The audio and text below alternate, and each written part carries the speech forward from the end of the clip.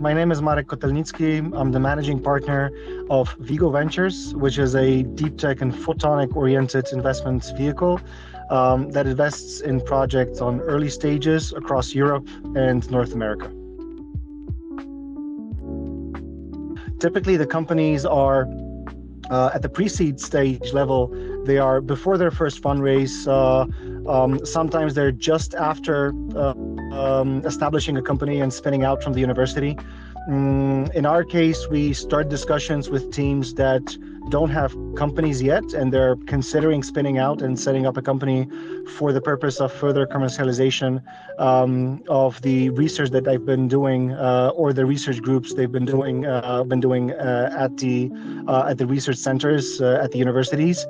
And for some reason, if they figure out that this is a good idea to look for VC money, that there is potential in the market and clients for the company to be additionally leveraged with money coming outside of just securing sales contracts because the company wants to grow faster, then VC money comes into play. The type of companies that we are collaborating with, we typically see around 150 plus purely photonic hardware and science-driven companies that go through our hands. We typically do 1 to 2 investments per year in the chosen companies.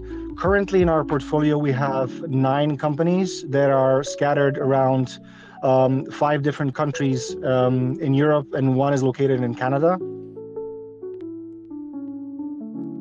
All of those companies are commercializing science-based solutions.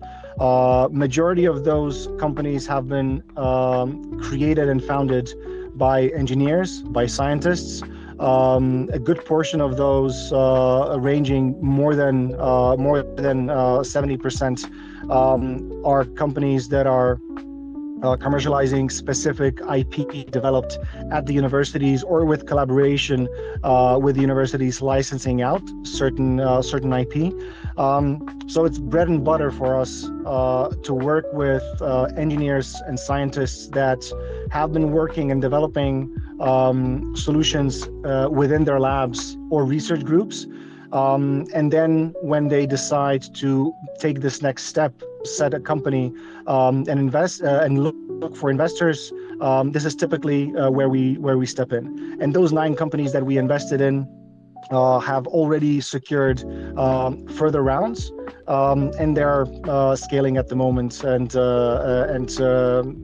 having the first sales and commercial traction.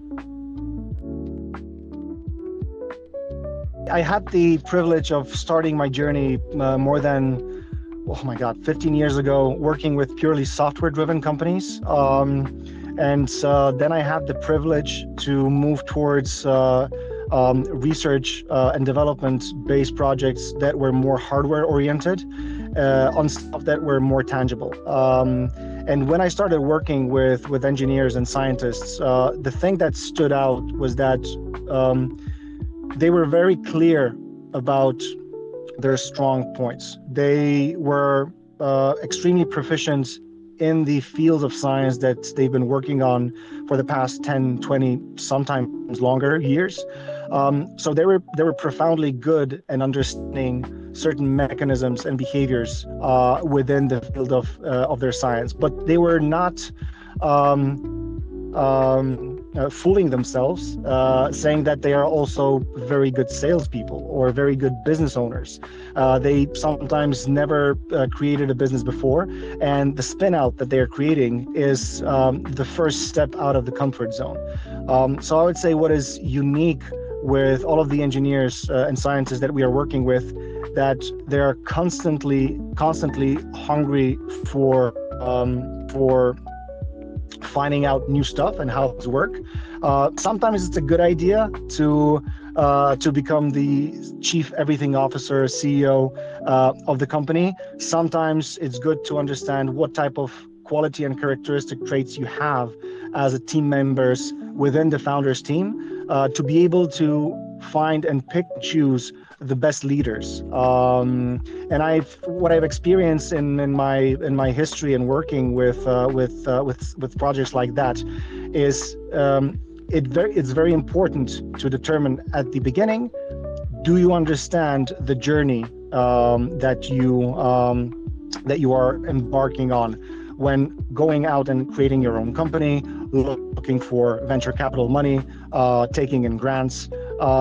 It's a little bit different when you need to operate with real life clients and you're being thrown into the red ocean of competition with other companies trying to develop and solve problems that are either similar to what you are targeting, or they have a different approach of solving the same problems.